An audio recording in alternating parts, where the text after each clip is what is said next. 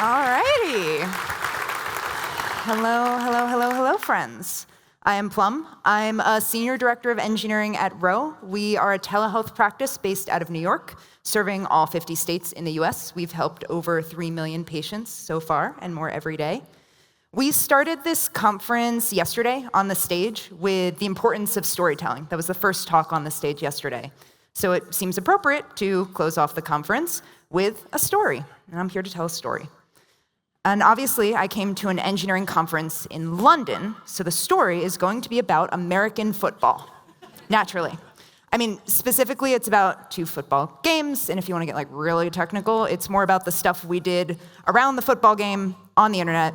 In any case, today we're going to talk about how we unsuccessfully scaled in a week and successfully scaled in a year, and how you can too. So our story begins at the end of January 2025. After a really long day of H1 planning sessions, a senior lead turns to myself and another engineer and says, "Hey, we got a last-minute deal on a streaming Super Bowl ad. Can our site handle a Super Bowl ad?" The people who laugh know how fun this is going to be. So I heard this question, and I've heard of the phrase, "and then my heart fell into my butt." I didn't know it was a physical feeling that you could experience until that moment. Why was this such a scary question? Let's break it down. Our site.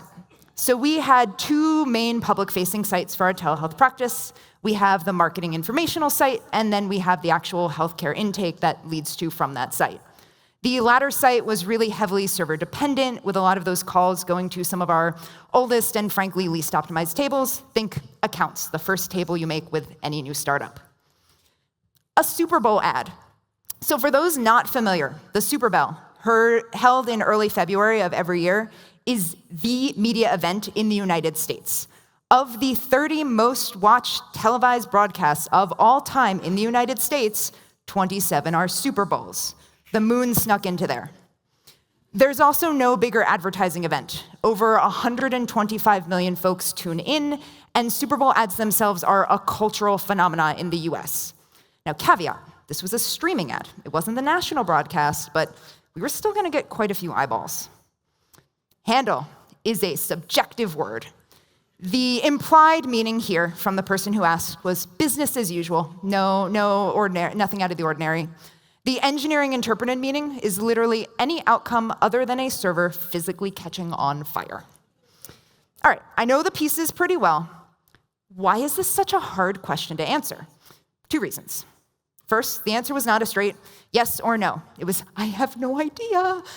We had never done an event of this size at all, and the events that were the large ones for us, but were nowhere near this scale, already had us running pretty hot. The second reason, and if you were paying close attention to the timeline, you might have picked this up, Super Bowl is a week away, which means we now had 1 week, 10 days if you count weekends, which I was counting weekends, to figure out the answer to this question, and if it was a no, figure out how to make it a yes. And before you ask, "Oh, Plum, just use Claude Code." It was January 2025, Claude Code came out later that spring, so we're on our own here. Next question. Where do you start when you have to scale literally everything? Our game plan had 2 tracks. First, to find performance wins in the existing hotspots in our code, and second, to figure out a way to identify the upper bounds of what our system could handle. Now, why try to do both of those in a week? Because we needed to have some way to tell if the performance changes we were making were actually having any impact, and would ideally like to have some sense of that, before the day of the event. Load testing is the Super Bowl simulator. One of the key tools that you need in your toolbox for scale, regardless of the timeline, is a way to measure progress to tell when you're starting to see diminishing marginal returns from investing in one specific area. Broad performance initiatives are basically dopamine factories. You find a call, you optimize it, number goes down. You find a call, you optimize it, number goes down. It feels incredible. But if you aren't working towards a larger goal, you can very quickly rabbit hole into trying to shave milliseconds off of one call while another one still takes minutes. It's easy to get distracted. So with just a week to prepare, we had to focus in some way, and we decided to focus all of our effort on that second part of the onboarding experience, that main intake flow. The marketing site was super heavily cached, so we didn't have to worry about it. That will come up again later, remember that. We assumed that that would be enough, and so we focused on this intake form. On our performance optimization track, there was a fair bit of low-hanging fruit that we could tackle without necessarily getting deep into our APIs, N+1 queries, and blocking synchronous calls. If you go through your telemetry and see flame graphs that look like confetti, sadly not a party. It's probably a sign that you are making a bunch of looping queries instead of something in a batch. Blocking synchronous calls are not necessarily as easy to see in telemetry, but you can reason through them pretty easily in the code. Where are you waiting for the response from the server before proceeding with the application, and do you actually have to wait? Bizarrely enough, we found that our product analytics were actually, in some cases, blocking synchronous calls, which means we were preventing the product from functioning while waiting to record that the product had functioned. Not the smartest. And nothing I'm saying here is super revolutionary in terms of performance optimization, but that's why I bring it up. These anti-patterns are not revolutionary because they happen all of the time, especially if you're not focusing on scaling when you're doing your initial builds. The good news is they're pretty easy to find and can be pretty easy to tackle if you're looking for quick performance wins. Meanwhile, our second track was to figure out if all of these changes we made would be enough to defend against the strong offense that was Super Bowl level traffic.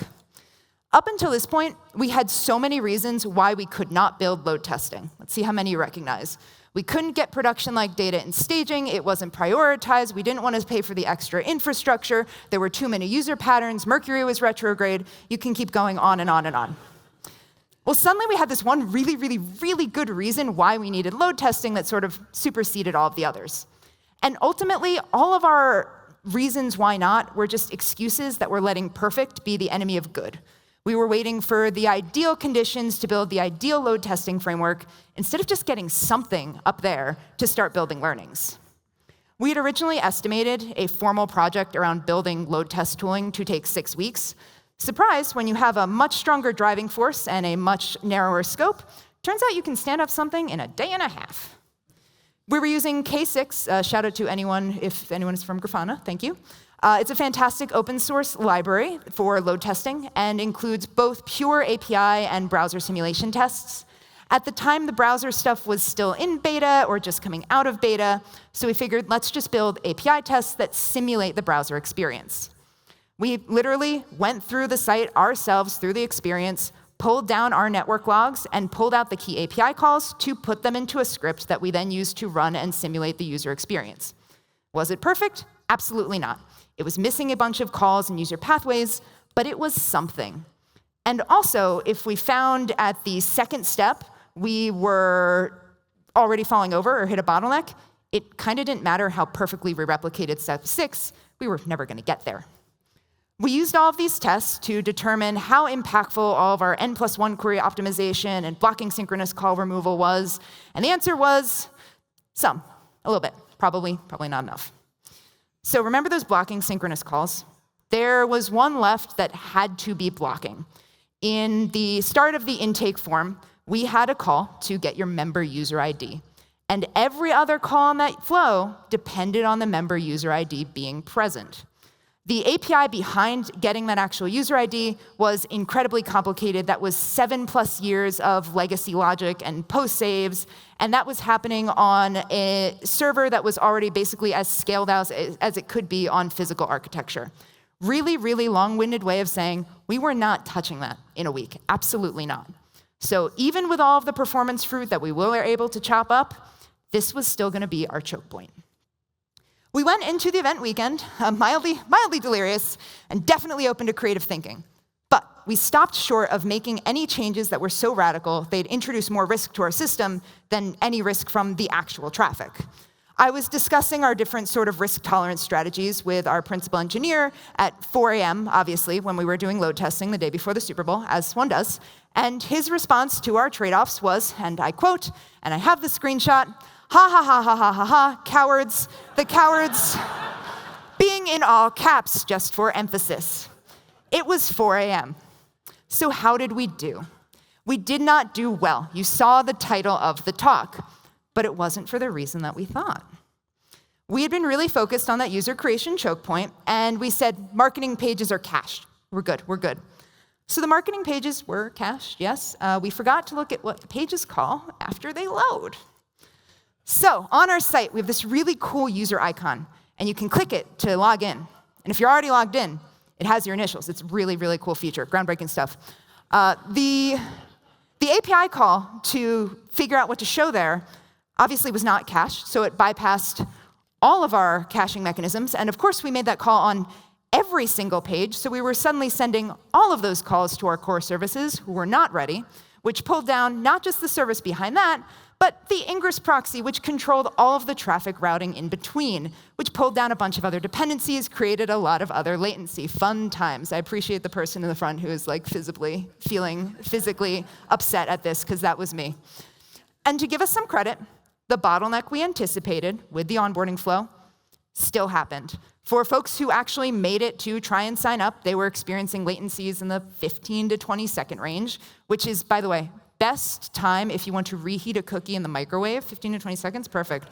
Really awful user experience, though, really terrible.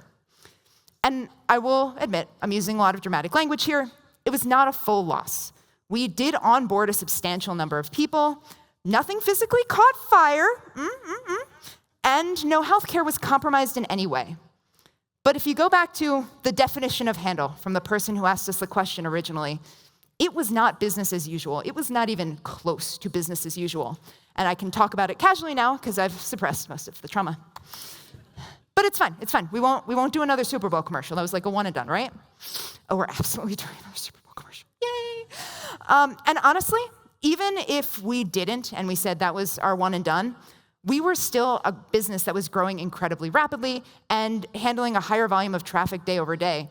We were going to have to tackle these performance bottlenecks eventually either way. So even though we fumbled at the end zone, that is a football term that means that we really missed our KPIs. We're going to move forward with training for Super Bowl 2026. I won't say that we literally started the timer the day after. We had some other meetings that day. Over the next few months, we incorporated the hard and fast lessons that we had learned about scale into a bunch of the work in progress, but it was all really focused on that incremental scale over time.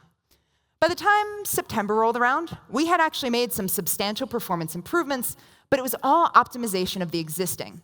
If we wanted to break into the next level of scale, we were going to have to take a bigger swing. Bigger swing is a baseball term. I'm mixing sports metaphors. We're going to get through this. We had just over 5 months to prepare, which is much longer than our week-long sprint, but more time does not automatically equal more success. So even though the timeline was much longer, we were still going to operate with our same playbook, a deep dive into our onboarding flow and measurable metrics to help guide us along the way. If anything, the metrics were more important on this time frame because we had just enough time to get super distracted and pulled off course from our main goal. 5 months is a lot of time, until it is the week before the deadline again.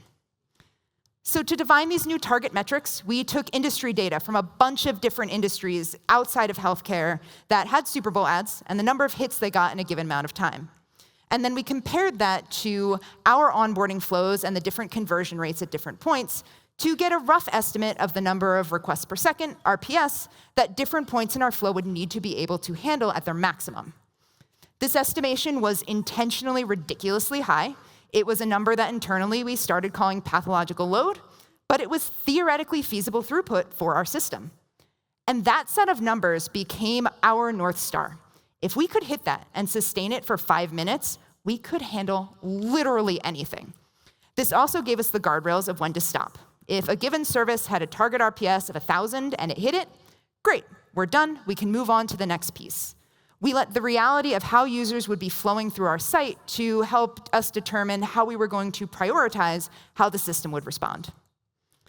To go along with our target metrics, we made some major upgrades to load testing. We had learned from our last time around that the closer we simulate production, the less surprises we can find along the way.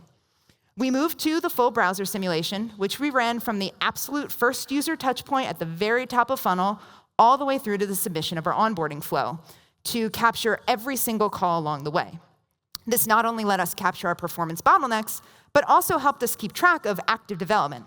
This is the onboarding flow for a growing startup. There was a lot of active work here outside of performance that we needed to make sure we were not in the way of. We built a very simple UI on top of our load test results, And we reviewed that and compared results every single day. It was our daily ritual, or as some may claim, my daily obsession. That is an opinion. Our baseline test identified about 60 API calls that we would need to break down and start addressing. But remember, this isn't just about optimization of the existing. So in addition to looking at all of these API calls, we approached the problem from the fully different perspective. What if none of these calls existed?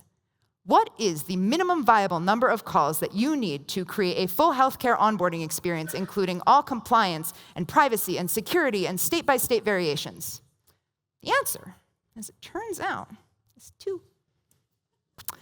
You may notice 2 is a smaller number than 60.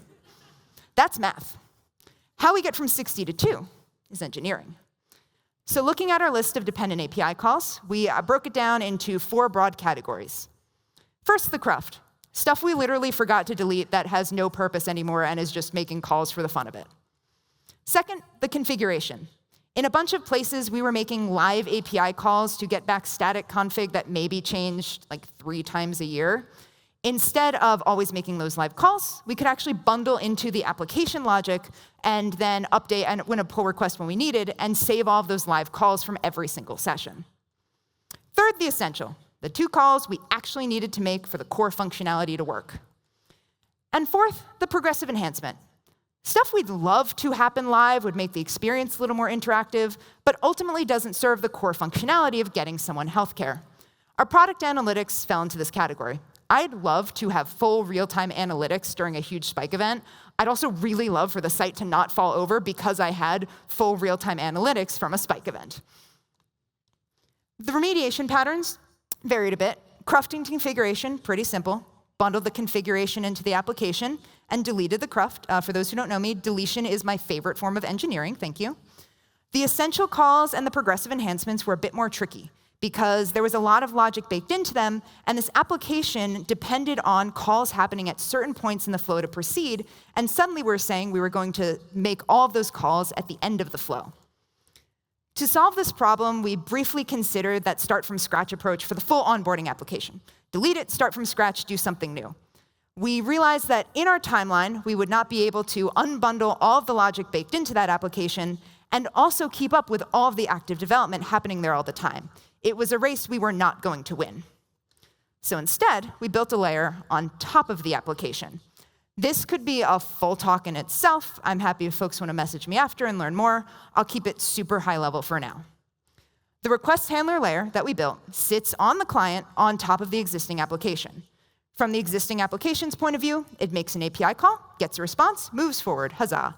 What's actually happening behind the scenes is the request handler layer is swallowing that call and holding it till the end and sending back a mock response for that specific API. This layer was also a deny list by default.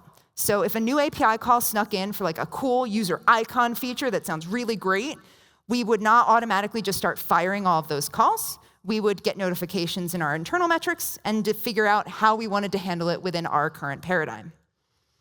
At the end of the flow, the request handler would take all of the calls that it had collected over the course of the application and push it up to the server, where it would be processed synchronously relative to one another, but asynchronously from the actual client experience. Moving where those calls happened means that we get to control the pace. There's not an end user waiting and a patient waiting for something to respond. They're good, they're done, they can move on with their day. But we can control the pace at which these things get processed. That's sort of our trick to scale. Throughput that our system could handle is a function of capacity and time. And when capacity is limited, as it was for us, we couldn't just throw hardware at it, our lever became time. We didn't have to rip apart 7 years of legacy logic and go on a really nasty, gnarly accounts migration process. We just had to make sure that all of the requests didn't hit that logic at the same time. The submission endpoint from the client to the server was super simple. We threw everything on a queue, and workers picked up on that queue when they could at a pace we controlled. This allowed us to flatten huge spikes of traffic to speeds that the rest of our downstream dependencies would process without having to touch any of the downstream dependencies themselves. And best of all, since the back end was all built on existing endpoints, the front end was a layer controlled by a feature flag on top of the existing client, we could test in any environment at any time, including my favorite test environment of all time, which is production. Thank you. My head of quality is sitting in the front row, and he looks like he's going to kill me. This is actually where we pre-released a lot of our configuration bundling and cruft removal before we shipped the full application logic. And when we finally were ready to ship that whole new application stack, we basically snuck a full production overhaul into production with, let me say, no downtime. Thank you. Hold your applause. Thank you. Thank you, thank you. That let us get a lot of data the week before the Super Bowl so we could see all of the different user pathways that folks were finding that we may not have encountered in our testing. As many of you know, real users are the best testers because they will find every single thing on your site, and you do not know how, but they do it every time. And this all seems super easy in retrospect for me to be like, oh my God, everyone applaud me, I'm so great. Ta-da, we did this in like 5 months and it was so great, so easy. In reality, there was a lot of sweat, some tears, mostly mine, and more blood than one would expect required to get this over to the finish line before the actual end date, even with the much longer timeline. But this time, we were heading into the end of January with high measurable confidence. Unlike the previous year, where we had half of a load test that said it was not looking great, we were able to run a full simulation of pathological load in production a couple days before the Super Bowl, and the results were promising. But the final test would only come on game day, and it was upon us before we knew it. So on game day, we had engineers from every team watching every dashboard imaginable, like literally engineer assigned to stare at dashboard and say if something was going wrong. Our infra team had a playbook for every internal, external failure scenario. If Cloudflare and AWS and 6 other dependencies were down, we were gonna figure it out. The moment came, our ad aired, and nothing happened. Let me be more specific. We saw more traffic in a single minute than in our company's entire history. We onboarded more patients in a single hour than I think in our business's entire 8-year history at the time. But from a systems perspective, it was fully business as usual. Honestly, after all of that buildup, for me personally, it was really, really anticlimactic. I was ready for like 5-hour incidents and drama and the CEO busting into the room and being like, what's going on? And we were all just kind of chilling. The loudest thing that happened was actually I screamed because Lady Gaga was a surprise guest on the Bad Bunny halftime show, and I'm a huge fan. But that's the point. Not Lady Gaga, separate point. A properly scaled system is boring in the most positive sense of the word. The journey to get there, the assumptions to be questioned and the system boundaries to be pushed, that's the interesting part. All right, timer's running out of my play, so let's recap. Just because you've cached the HTML doesn't mean you've cached what happens after it loads. I'm never gonna let myself live that one down. Second, when scaling a system, you need to have a means of measuring progress, a goal to work towards, and frequent check-ins on that progress to make sure you're always prioritizing the most important thing, even if your development is AI supported. I mentioned AI twice. Regardless of timeline, always start at the beginning of the user flow, because that is where the volume will always hit your system first. And finally, simulate reality as much as you can, but don't let perfect be the enemy of good in building learnings. If you're on a time crunch, look for your quick wins and be aware of your choke points, but also understand there are going to be some elements of the system you won't be able to overhaul in a week. If you have more time, you still have to be focused, but you can make more radical changes in your system and maybe find some quick wins along the way. So I came here today to tell a story about football, but not actually football, knowing that probably no one here is going home to go work on a Super Bowl ad. But a lot of us are working towards our next level of scale. For some of us, it's going to be incremental over time. For others, it may be really unexpected overnight. Well, now, regardless of whether or not you own the clock, you are in control of the playing field.